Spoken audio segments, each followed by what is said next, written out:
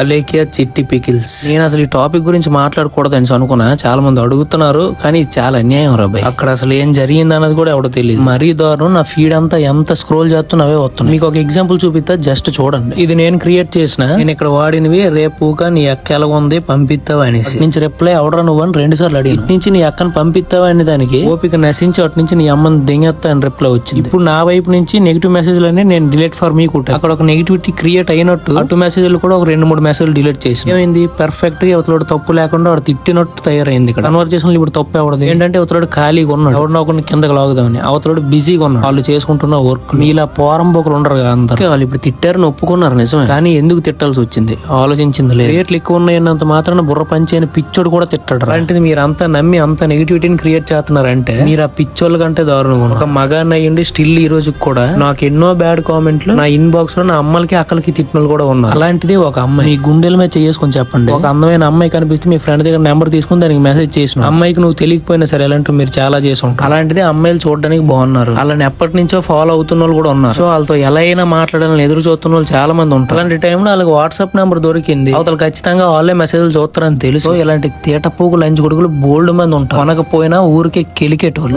Road మీద ఎవరైనా అమ్మాయి వెళ్తే కళ్ళుతో రేపు చేసేటట్టు ఉన్నారు ఈ లంచ్ కొడుకులు. అలాంటి సమాజంలో ఆడవాళ్ళు ఎలాగోలో బిజినెస్ చేసుకోవడానికి రెడీ అయినా ఎంత ఫేస్ చేయకపోతే అమ్మాయి అట్లా మాట్లాడి ఉంటదిరా. అమ్మాయి నోటి నుంచి ఏటైతే అది అవని అనేసి డేర్ చేసి అలాంటి మాటలు వచ్చినాయంటే కేవలం చాలా మంది ఎరుపు గల హెరాస్మెంట్ వల్ల. నేను బల్లగుద్ది చెప్తున్నా, అమ్మాయిలకు ఒక్క చెత్తలంచి కొడుకు గుడ్డలిప్పి మరీ ఫోటోలు పెట్టుంటారు తెలుసా వాట్సాప్ నెంబర్ కి. దౌర్భాగ్యం ఏంటంటే అమ్మాయిలకి ఆడాళ్ళు కూడా సపోర్ట్ చేయట్లేదు. పాపం రే, ఈచ్ కోసం ఎంతకైనా దిగజారుతారు కదా ఈ ట్రోల్ పేజీలు మీమ్స్ పేజీలు. పొద్దున్న నన్ను ట్రోల్ చేసుకుంటారు మీరు అనేసి ఏ మాత్రం నేను భయపడను. వాళ్ళకి వీడియో ఉపయోగపడినా పడకపోయినా నేను నిలబడతాను. ఫ్రెండ్స్ లోనే ఒకడికి ఉద్యోగం వస్తే నాకు రాలేదనేసి కళ్ళు పడుచుకుని లంజొడుగులు. అలాంటిది ఆడవాళ్ళు ముందుకు వచ్చి బిజినెస్ చేసుకుని ఎదిగిపోతున్నారంటే ఎంతమంది ఆడని చూస్తారో, అది కూడా ఈ సోషల్ మీడియాలో. ఏడు ఉద్ధరించడానికి రా ఈ సోషల్ మీడియాని ఎలా కూడా వాడుతారని అనుకోలేదు. గుర్తించుకోండి, తప్పు చేయని ఆడవాళ్ళని ఏడిపిస్తున్నారు మీరు. ఆ అమ్మాయి ఆల్రెడీ చెప్పింది ఒకరికి పెట్టబోయి ఇంకొకరికి పెట్టేసామని. వాళ్ళకి బాధ అనిపించింది, తిట్టారా ఏమో ముందు మెసేజ్ వాళ్ళ అమ్మకి తిట్టాడేమో. నీ అమ్మకి తిడితే నువ్వు ఊరుకుంటావరా? అమ్మాయి తిట్టగలిగిందంటే స్ట్రాంగ్ గా ఉంది, లేదంటే మీ మాటలతో ఈ ట్రోల్స్ తో ఎప్పుడో చంపేసి ఉందరు కదా. వాళ్ళు ఈ సోషల్ మీడియా వల్ల ఎదుగుదాం అనుకున్నారు, కానీ మీలాంటి ఎరుపుగుల వల్ల మన తెలుగు రాష్ట్రాల మొత్తం మీద